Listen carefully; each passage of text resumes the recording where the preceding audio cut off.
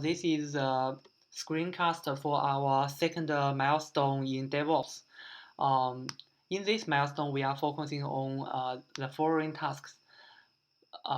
First one is test suits. We need to provide some test cases for to cover our source code.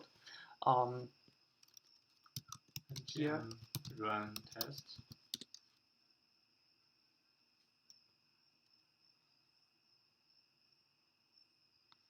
this is a result of report of our test case. So then we use fast to improve our test suits.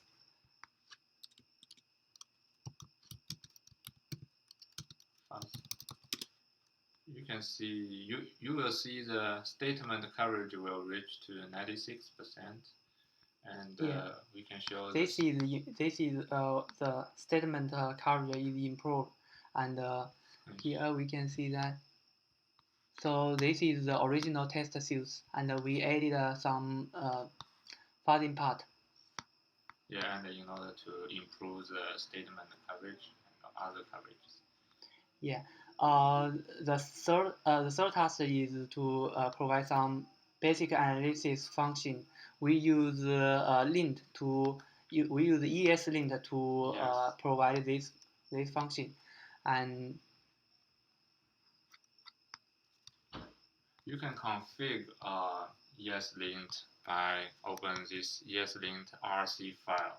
As you can see, we already predefined several metrics and to tell the static analysis engine which metrics should be checked.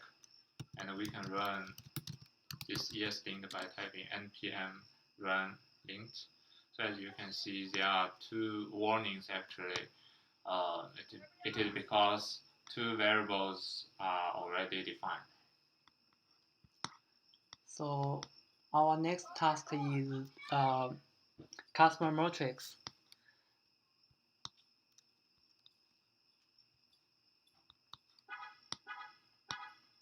Yes, this one.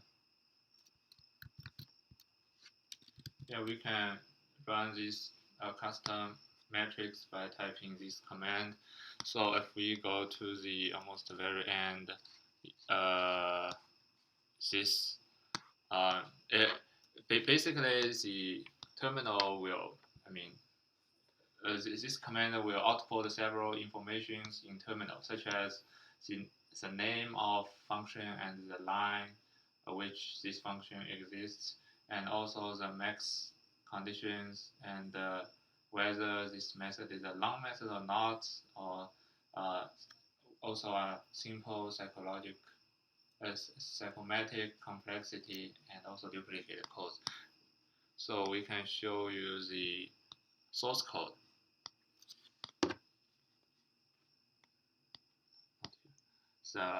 So currently we run the sun.js file, and we can show you how we calculate these metrics. So the first one, you can see the max condition is 6.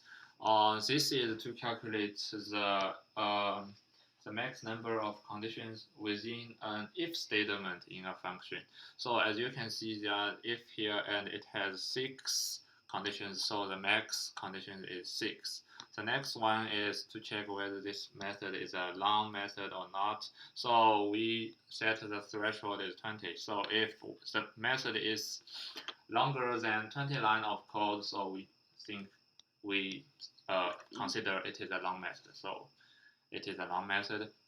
And for simple psychometric complexity, since it's freestyle, we choose this metric to implement. It is, if we go to the source code here, it is calculated like this. The formula is the if statement divided by loops and the number of loops plus 1. If we go to the sun.js, as you can see, there are two if statements here. So the number of if statement is 2, and as you can see, there's no loops. So if there's no loops, in order to avoid dividing by 0, so we just assign the number of loops as 1. So basically 2 divided by 1 plus 1 is 3. So our simple psychometric complexity is 3. And the last is the bonus part. We also check the duplicate code.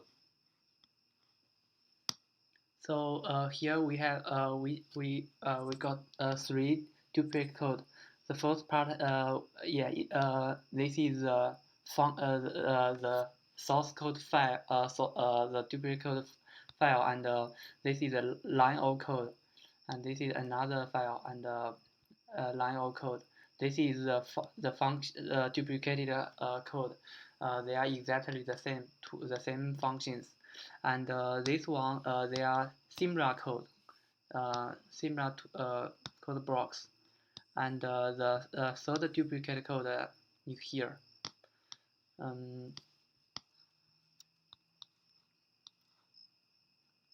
Then we will show you the gate, which is the last step.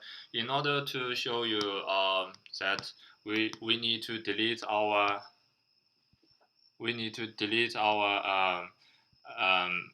improvement. This fuzzing test temporarily in order to make the code test coverage not reach our threshold.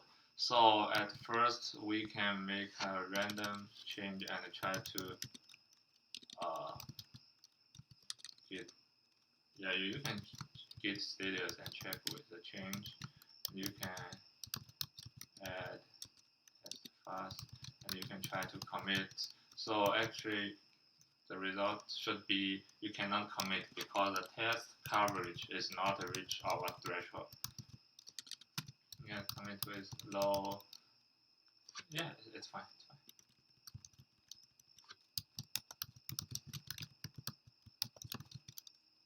Lower than threshold. Yeah, it's fine. So we will run a bunch of pre-commit hooks locally.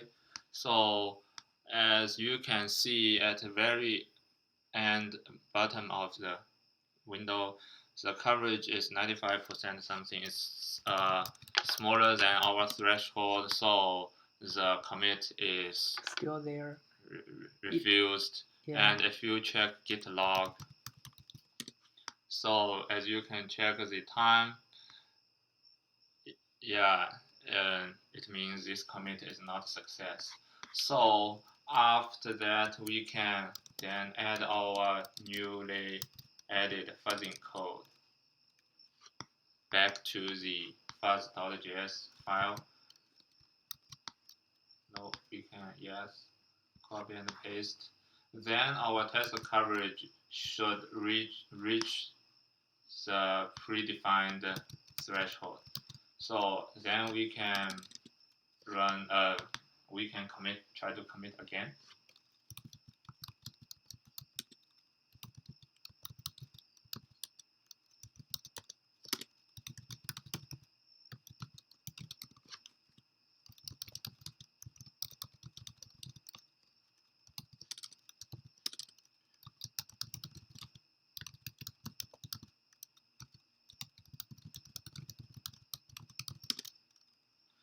So actually, yeah, we are still execute our pre-commit hook.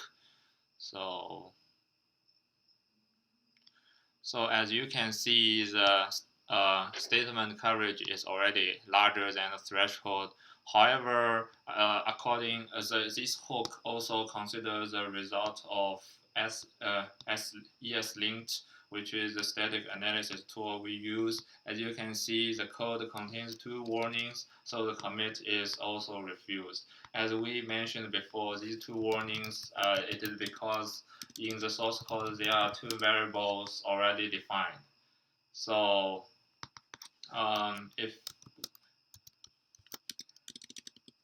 we try to replace the old code to our new already fixed code, yeah, in the moon, yeah, should be here.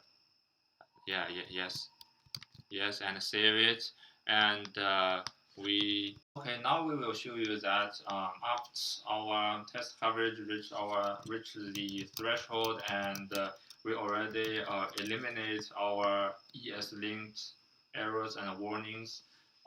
We should uh, get commit successfully. First, we already make some random change, and we try to commit um, the update with no error and no warning. The commit should be success. So as you can see, the test coverage is higher than threshold, and there's no error and no warning, and our pre-commit hook is end. Then we will try to get a log, and as you can see at the top of log, our new commit messages show. After that, we will git push our new commit. So then in Jenkins, we also create a webhook use post build plugin. Then if we click this new build and try to see the console output, at the end of the output, we should see a simple report. As you can see, this analysis report, our test coverage is 96. Yes, good job, and no errors and no warnings. And the post build test is success, and the whole milestone is also success. Okay, that's all. Thanks.